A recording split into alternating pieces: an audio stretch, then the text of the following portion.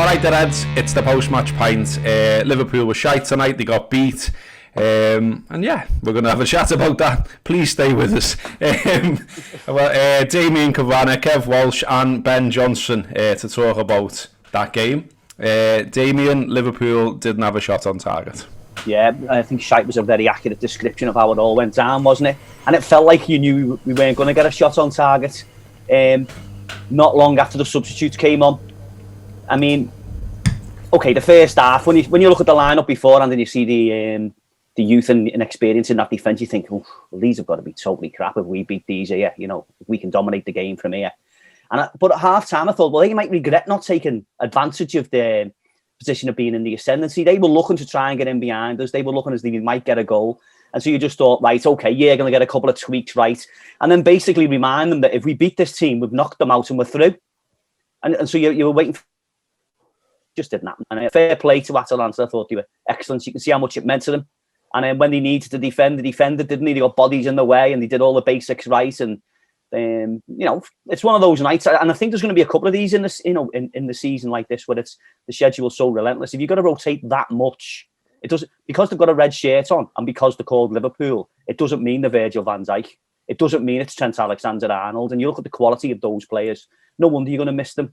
And on the weekends where we were so fantastic against Leicester, that's going to take it out the team as well. You'd add it all up, and Liverpool knew that they could afford to lose this and still be favourites to go through.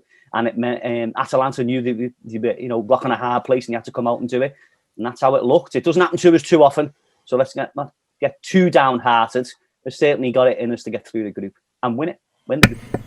Yeah, Kev, it was the 10th centre-back partnership of the season so far, which is absolutely wild, isn't it? And, you know, I think sort of very early on, I'm not blaming either of the centre-halves in particular, but just in general, I think what Kev's saying there, you know, you could see that, you know, we were a bit all over the show from early on, you know, and there was a lot of us, for all that they do deserve credit, and look, they got stuck in, there's no doubt about that. The referee just couldn't be asked giving fouls either.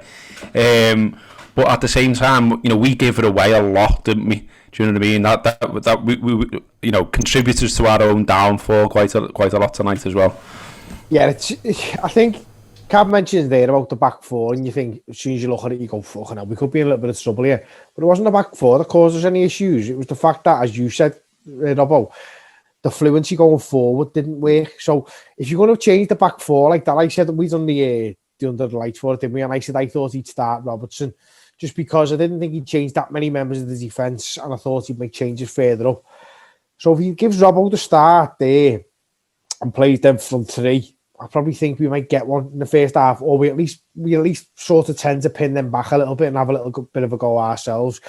I think if you change the back four to the extent that he's changed it there, and then you also put Divock up front, and listen, we all know my thoughts on Divock. I love him. He's a fucking legend, but he's fucking shite at footy.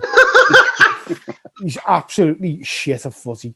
He's boss at scoring goals, which is a major part of footy, and he's fucking great at scoring big goals. But a bit of me feels sorry for him now. His time is so far elapsed at this club that it's fucking mad to have to watch him play up front now. And he didn't get any help off Salah and Mane tonight, to be fair. But again, that comes from the fact that the two fullbacks have been taken out the game. There are major creative forces.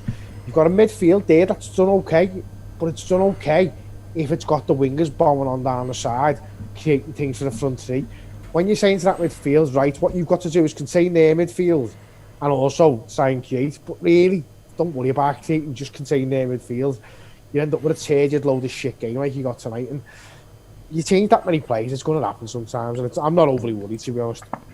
Yeah, it's not particularly worrying, is it, Jono? Because, you know, we're all saying here that there was 5 changes, there was inexperienced players in the side, there was, you know, you sort of can't expect any fluency in a way, but equally, you know, you don't expect fluency maybe, but you'd expect more than, like, you know, first shot of any sort from a red shirt in 45 minutes was in the 44th minute, and that's Mo absolutely blazing it over the bar. I mean, it was just way off, wasn't it?